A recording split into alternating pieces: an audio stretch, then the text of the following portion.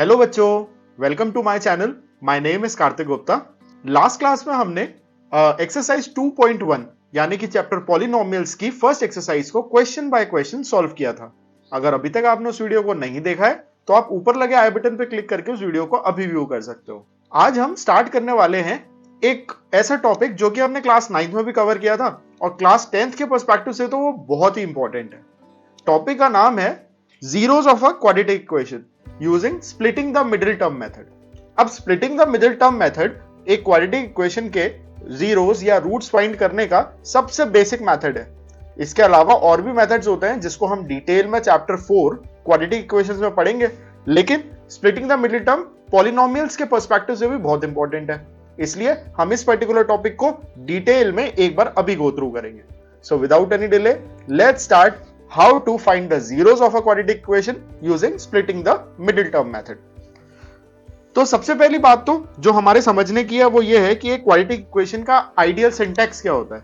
एक quadratic equation हमेशा कुछ इस तरीके से नजर आती है, ax square plus bx plus c is equal to 0।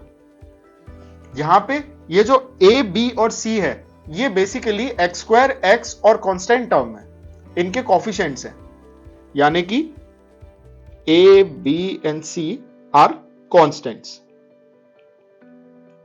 और वेरिएबल क्या है इस इक्वेशन में? x is the variable.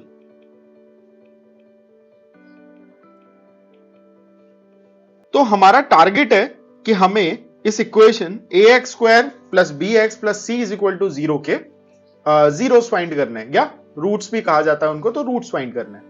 तो उसको फाइंड करने के लिए हम जो मेथड यूज करते हैं that is called splitting the middle term. और स्प्लिटिंग द मिडिल टर्म ही क्यों कहते हैं? क्योंकि हम जो बीच वाली टर्म होती है द मिडिल टर्म, उसको हम स्प्लिट करते हैं इस मेथड में ताकि हम जीरोस तक पहुंच सके। तो एक एग्जाम्पल इक्वेशन ले लेते हैं और उसके थ्रू इसको सॉल्व करते हैं। सो लेट सपोज मैं बात करता हूं एक इक्वेशन की। Let the equation be X square minus 5x plus 6। सबसे पहले तो अब ये जो इक्वेशन है इक्वल टू 0 ऑफ कोर्स, ताकि ये इक्वेशन बने, अभी तक एक्सप्रेशन था। तो अब इस इक्वेशन को अगर हम कंपेयर करें हमारी ax स्क्वायर वाली इक्वेशन के साथ में, so ax square plus bx plus c is equal to 0। तो यहां से हमें क्या नजर आ रहा है? x स्क्वायर का जो कोफिशिएंट है दैट इज a। सो यहां पर जो हमारी मेन इक्वेशन है उसके अंदर a की वैल्यू हो गई 1। x का जो कोफिशिएंट है दैट इज b, तो यहां पे हमारी जो b की वैल्यू हो गई वो हो गई -5। -5 क्यों? क्योंकि यहां पे हम नीचे देख रहे हैं कि b जो है वो पॉजिटिव है, लेकिन ऊपर जो 5 है उससे पहले नेगेटिव साइन है, तो उसको पॉजिटिव बनाने के लिए हमने यहां पे तो प्लस लगा दिया और ये जो माइनस साइन था इसको 5 के साथ अटैच कर दिया। So b is equal to -5 and c को अगर हम कंपेयर करें तो c इज इक्वल टू 6। ये तो हुई a, b और c की वैल्यू। अब इसके जीरोस फाइंड करने के लिए हम जो splitting the middle term method लगाने वाले हैं, उस मेथड में हम क्या करते हैं, हमें ये जो a और c है इस a और c को एक दूसरे से मल्टीप्लाई करना है। So a into c that will give us 6 into 1 which is equal to 6। अब हमें इस नंबर के क्या करना है? इस नंबर के फैक्टर्स निकालने। 6 के फैक्टर्स क्या होंगे? 2 टाइम्स गया 3 से और 3 से 3 1 टाइम्स, सो 2 and 3 और 1 ऑफ कोर्स एक फैक्टर है। अब हमें इन फैक्टर्स में से कोई 2 फैक्टर्स को इस तरीके से निकालना है कि उनको जब हम मल्टीप्लाई करें तो हमारे पास में इक्वल हो वो इस नंबर 6 के, यानी a इंटू c के। So we need to find 2 numbers alpha and beta such that कि जो अल्फा और बीटा का जो सम हो वो तो इक्वल हो -b/a के, और अल्फा इंटू बीटा जो है वो इक्वल होना चाहिए c/a के। ये एक फॉर्मूला है जो कि आपको लर्न भी करना है और आपके पॉलिनोमियल चैप्टर के पर्सपेक्टिव से भी बहुत इंपॉर्टेंट है, विच इज कि अल्फा प्लस बीटा तो -b/a के इक्वल होना चाहिए और अल्फा इंटू बीटा c/a के इक्वल होना चाहिए। अब -b/a अगर हम देखें तो -b होगा -5 अपॉन a विच इज 1।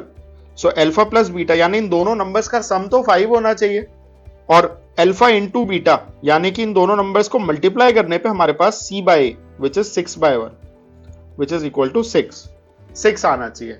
और हमें पता है कि 6 के जो फैक्टर्स है वो हैं 2 and 3। तो मैं आपको ये बात फॉर श्योर कह रहा हूं कि जो भी आपके फैक्टर्स हैं इस नंबर 6 के, उन्हीं फैक्टर्स के किसी कॉम्बिनेशन से आपके पास में दो ऐसे नंबर बनेंगे। और अगर हम ध्यान से सोचे तो ये जो 2 और 3 है ये एक ऐसा ही कॉम्बिनेशन है। क्यों? क्योंकि जब हम 2 में 3 को प्लस करते हैं, 2 + 3 that gives us 5 which is what we want. And जब हम इन दोनों को मल्टीप्लाई करते हैं 2 × 3 तब हमें मिलता है 6 which is also what we want. तो अब हम करेंगे क्या?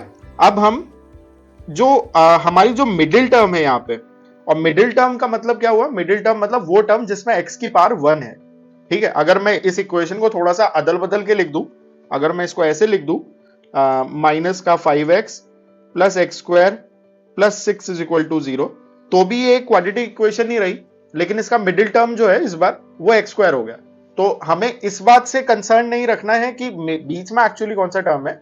Bye middle term what we mean is वो टर्म जिसमें x की पावर 1 है। तो हम उस पर्टिकुलर टर्म को दो पार्ट में ब्रेक करके लिख देंगे, यानी कि हम उसको कुछ इस तरीके से लिखेंगे।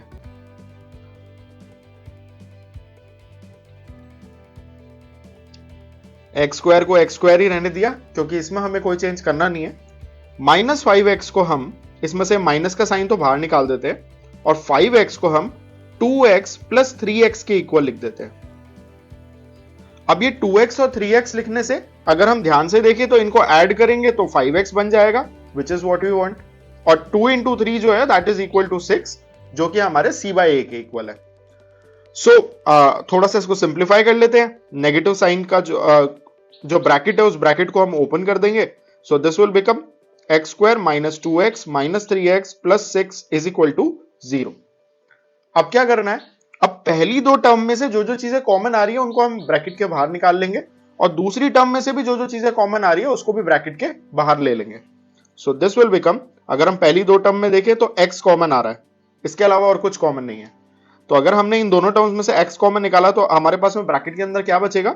x² में से एक x आ गया तो एक x बच जाएगा, माइनस का साइन, और 2x में से हमने एक x निकाल लिया तो खाली 2 बच जाएगा। ये तो हुआ पहला पार्ट। अब बात करते हैं दूसरे पार्ट की। दूसरे पार्ट में इस नेगेटिव साइन को हम बाहर रख लेते हैं ताकि थोड़ा सा इजी रहे हमारे लिए सॉल्व करना। तो हमने सबसे पहले तो माइनस का साइन कॉमन निकाल लिया दोनों में से। दूसरा, इन दोनों टर्म के अंदर 3x और 6 के अंदर 3 कॉमन है क्योंकि 6 भी 3 का एक मल्टीपल है, तो हम 3 बाहर निकाल लेते हैं। तो अल्टीमेटली जो इन दोनों टर्म्स में से कॉमन निकला है 3x + 6 में से दैट इज -3। तो अंदर हमारे पास में बचेगा, अब ये -3x में -3 निकाल लिया तो अंदर बचा x, और +6 में से -3 निकाला, मतलब ऑब्वियसली ये मल्टीप्लिकेटिव है तो 3 × 2 6 होता है, तो अगर 6 इज 3 × 2 उसमें से 3 बाहर निकाल लिया तो अंदर हमारे पास में बचेगा 2, लेकिन -2। माइनस इसलिए क्योंकि हमने माइनस का साइन भी बाहर ले लिया था, तो ये नेगेटिव साइन इस पॉजिटिव साइन को नेगेटिव बना देगा। अगर हम इसको दोबारा अंदर मल्टीप्लाई करने जाएंगे तो -3 -2 से मल्टीप्लाई होकर +6 बन जाएगा, which is the case over here. So this is equal to 0। ये प्रोसेस हमारा सही चल रहा है, इसका चेक आपको यहीं पे मिलेगा। चेक कैसे मिलेगा? क्योंकि आपको ये नजर आएगा कि आपके ब्रैकेट के अंदर वाले जो दोनों फैक्टर्स है ना, वो दोनों फैक्टर्स हमेशा इक्वल होंगे, बिल्कुल एग्जैक्टली सेम होंगे। अगर ये सेम नहीं है दैट मींस आपने किसी ना किसी स्टेप में कोई ना कोई गलती करी है फॉर श्योर, भले ही चाहे वो साइन की ही मिस्टेक हो, बट ये दोनों हमेशा इक्वल होंगे, दैट मींस आप सही कर रहे हो, अदरवाइज आपने कुछ ना कुछ गड़बड़ की है। So coming back to the question, अब हमारे पास में इस पर्टिकुलर टर्म में दो टर्म्स है। एक टर्म हो गई x × x - 2, एक हो गई -3 × x - 2। इन दोनों टर्म्स में से भी x - 2 हम कॉमन निकाल सकते हैं। So this will become x - 2 हमने कॉमन निकाला, और अंदर फर्स्ट टर्म में से x - 2 निकाल दिया तो बचा x, और सेकंड टर्म में से हमने x - 2 निकाला तो हमारे पास में बचा x - 3। सो x - 2 × x - 3 = 0। ये हमारे पास में इसको थोड़ा सा सिंप्लीफाई करने के बाद में इक्वेशन निकल के आती है। अब कोई भी दो नंबर्स का अगर मल्टीप्लिकेशन 0 है तो उसका मतलब क्या हुआ? उसका मतलब ये हुआ, ये सिर्फ तभी पॉसिबल है जब उन दोनों में से कम एक या दोनों की दोनों ही टर्म खुद 0 हो। ये जो बात मैंने बोली, इस बात का मतलब क्या हुआ? अज्यूम करो कोई दो नंबर्स हैं, 2 है और 3 है मान लो, या कोई भी अपनी पसंद के दो नंबर चूज कर लेना। इन दो नंबर्स को मल्टीप्लाई करने पे 0 कब आ सकता है? कभी भी नहीं, राइट क्यों? क्योंकि अगर कोई भी नंबर 0 से बड़ा है तो दो 0 से बड़े नंबर्स को एक दूसरे से मल्टीप्लाई करने पे कभी भी 0 नहीं आएगा। 0 सिर्फ और सिर्फ तब आएगा जब या तो आपका सेकंड नंबर खुद 0 हो, या फर्स्ट नंबर 0 हो, या दोनों ही नंबर 0 हो। So that is why I am saying कि अगर इन दो फैक्टर्स के मल्टीप्लीकेशन का आउटपुट 0 है तो दैट मीन्स या तो x minus 2 is equal to 0 है, या x minus 3 is equal to 0 है, या दोनों ही जीरोस है। So we can write x minus 2 is equal to 0 and x minus 3 is equal to 0। ये x को एक तरफ छोड़ देंगे और -2 को राइट हैंड साइड पे ले जाएंगे, so it becomes x is equal to 2। Similarly x minus 3 में 3 को राइट हैंड साइड पे ले जाएंगे, so this becomes x equal to 3। तो x की ये जो दो वैल्यूज हमारे पास में निकल के आई है, यही दो एक्चुअली में हमारी इस गिवन क्वाड्रेटिक इक्वेशन के जीरोस है, x is equal to 2 and x is equal to 3। और जैसा कि हमने प्रीवियस क्लासेस में पढ़ा था, एक क्वाड्रेटिक इक्वेशन यानी ऐसी इक्वेशन जिसकी डिग्री 2 है, उसके मैक्सिमम दो ही जीरोस पॉसिबल है, दो से ज्यादा जीरोस किसी भी सिचुएशन में एग्जिस्ट नहीं कर सकते। So this is how you can find out the zeros of a quadratic equation using splitting the middle term. अगर आपको ये वीडियो में कोई भी डाउट होता है किसी भी स्टेप में, as usual you can post it in the comment section and we'll answer it out. And don't forget to like and share our video and subscribe our channel. Thank you.